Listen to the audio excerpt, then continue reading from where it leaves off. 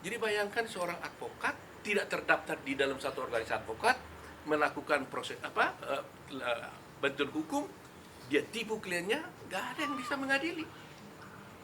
Kecuali penipuan mungkin bisa dibawa ke polisi. Beda. Inilah yang berbahaya dalam sekarang ini. Bang, mungkin nggak bang ketika hal itu terjadi maka pengawasan itu ada di pengadilan tinggi karena relationship keluarnya dia beracara itu dari advokat itu kan dari tadi abang bilang pengadilan tinggi hanya satu ayat itu satu pasal itu yang terlibat langsung di dalam organisasi advokat.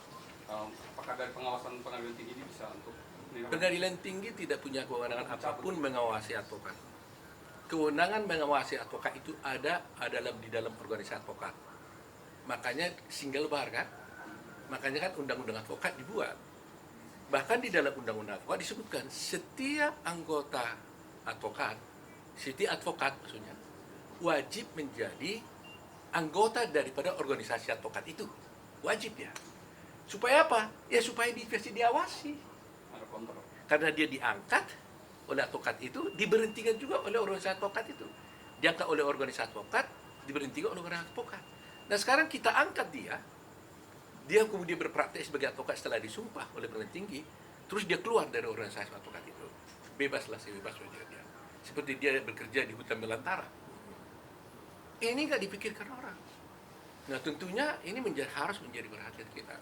Karena kalau ini terus dibiarkan, akan korbanlah para pencari keadilan ini. Rakyat kita ini akan korban semua. Dan itu bisa kita anggap diri kita, ibu kita, tante kita, opung kita, semua bisa jadi korban. Jadi padanannya gampangnya, kalau seorang dokter tidak punya kualitas, tidak punya kemampuan, tidak ada yang bisa mengawasi dia nyuntik orang mati, ya nggak ada masalah. Bayangkan itu. Nah itulah sebabnya dari dulu kita menuntut supaya single bar ini kualitas. Ada yang mengawasi dia. Nah kasus seperti ini ternyata, coba. Makanya ada yang bersitur di sana kan, akhirnya dia komplain, kemana dia harus mengadu? Kalau dia mengadu ke organisasi advokat, ya boleh.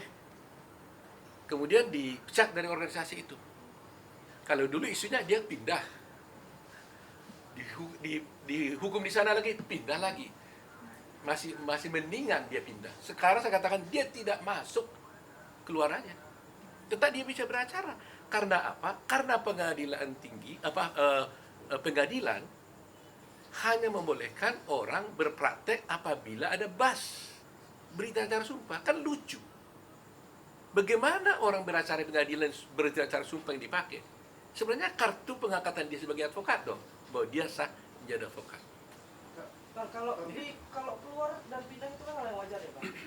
Tapi kalau dipecat, berarti dia kan sudah mencederai, Bang. Sudah membuat hal yang tidak baik.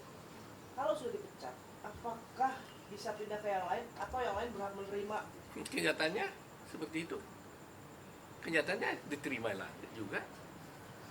Saya udah katakan, seandainya pun umpamanya pindah, masih mendingan. Berarti dia masih mau diawasi. Ini saya bilang dia nggak mau pindah. Dia nggak mau daftar aja di organisasi advokat. Toh dia bisa beracara. Bahaya kan? Bahaya.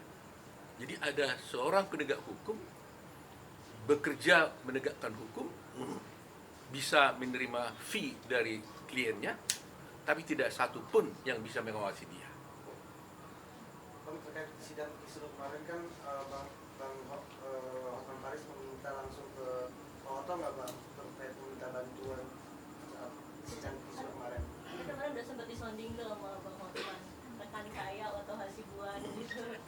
Ya, dia kan sahabat, teman sejawat. Dia ngomong di media, saya lihat juga dengar. Ya. Tetapi saya hanya terbatas, tentunya saya bisa membantu apa. Ini seperti saya sudah sampaikan tadi masalahnya, ya kan? Saya hanya bisa menjelaskan secara umum pernyataan saya seperti ini. Kalau ini kan saya bisa bertanggung jawabkan.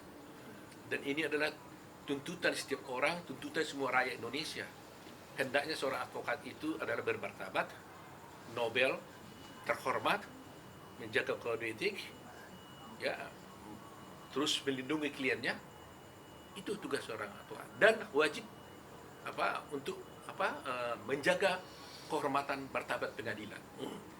Kita ini udah puluhan tahun jadi advokat ya. Saya bisa paham. Kadang-kadang kita pun kadang-kadang banyak juga berbeda pendapat dengan sikap daripada pengadilan, umpamanya hakim. Yang namanya bersidang kan selalu ada perbedaan pendapat. Bisa juga kita jengkel, bisa, saya paham. Tetapi apapun yang terjadi, kami ini tidak pernah berani berbuat seperti itu. Nggak pernah. Dan tidak akan berani. Bahkan yang paling parah pun, yang paling serius pun kita lakukan, paling kita walk out.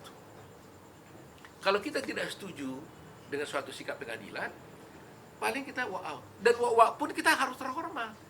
Kita sampaikan, Pak Hakim, kami tidak sependapat dengan ini. Oleh karena itu, demi kepentingan klien kami, dalam pembelaan kami, bla bla bla, saya dengan ini mohon dengan hormat kami meninggalkan persidangan. Itu pun sebenarnya sudah sangat berat hati kita lakukan itu. Tapi tetap dengan hormat. Tidak boleh tuduh-tuduh kau begini-begini, nggak bisa. Karena itu keuangan pengadilan. Tetapi saya juga tentunya mengharapkan supaya pengadilan juga menjaga kehormatan itu. Nah, dalam seperti ini ya, kalau Anda bertanya bagaimana menyelesaikannya, harus kita kembalikan kepada pengadilan. Prof, oknum tersebut telah melaporkan hakim ke judisial dan MA. Boleh minta pendapatnya nggak? Ada yang aneh kan, maksudnya dia sudah salah tapi malah melaporkan kami judisial dan ke MA. Ya kalau orang melaporkan haknya, soal siapa nanti yang benar kan nanti komisi judisial yang akan memeriksa. Tapi kalau orang melapor, kalau dia merasa seseorang hakim diduga melakukan suatu pelanggaran, memang jalurnya dia harus melaporkanlah kepada komisi judisial. Dia tidak menuduh, tidak bertindak naik di atas meja, tapi pergi ke komisi judisial. Ada satu contoh kasus dulu ya.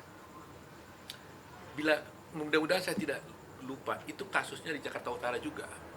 Ketua pengadilannya itu sekarang udah almarhum mungkin Sareh Wiono, Ketua Pengadilan Negeri, masih ingat kali itu. Ada sesuatu pengacara di sana, menurut dia itu teriak-teriak atau gimana lah ya, menganggap itu penghinaan pengadilan. Dia telepon saya sebagai Ketua Umum Pradi pada waktu itu.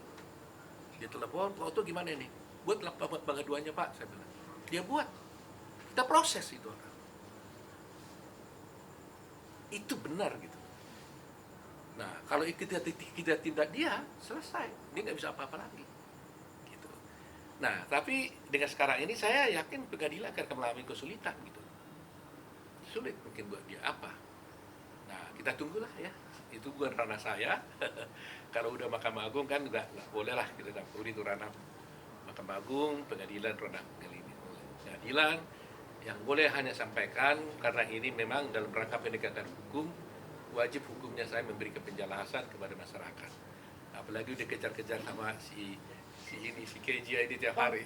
Kalau kasus anggota kan bisa dicabut ya Pak? Ya. Mas bisa nggak Pak untuk menghindari hal-hal yang tadi tidak diinginkan itu, dia beracara tapi nggak punya rumah lah istilahnya seperti itu Pak?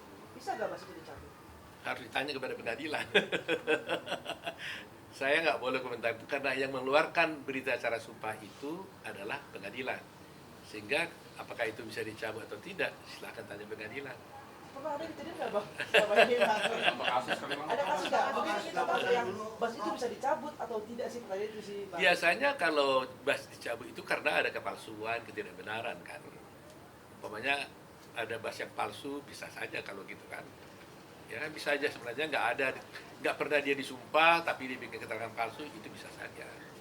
Nah, tapi kalau kasus seperti ini saya belum dengar ya, saya belum pernah mengalami ya. Prof, mungkin terkait isu dari kuasa hukumnya Bang Hotman Paris, benar nggak sih? Ya mana bisa, saya kan sudah wakil menteri koordinator kan, nggak mungkin kan. Ya, dan saya kira Pak Hotman sudah mampu lah membela dirinya kan, dia cukup piawi soal itu kan, suhunya kan begitu kan. Nah jadi saya dalam tidak posisi memilih siapapun dalam kasus ini, makanya saya tidak bicara in concreto kasus itu, karena itu nggak baik, karena sebagai lawyer juga kalau dua orang bersengketa seperti itu saya tidak boleh masuk ke dalam perkaranya. Bukan itu boleh nggak boleh, dilarang itu secara kode etik kami. Dia Ada orang bilang, Pak Oto kenapa nggak mau tegas ngomong gini-gini? Bukan soal nggak tegas.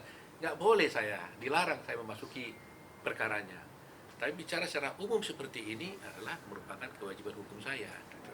Oke Pak Oto, mungkin ketika hakim dilaporkan tersebut tadi ke KAI, apakah berimbas juga ke kasus yang sedang dihadapi Pak Oto dengan yang melaporkan tersebut dengan Bang Rasman sendiri Pak?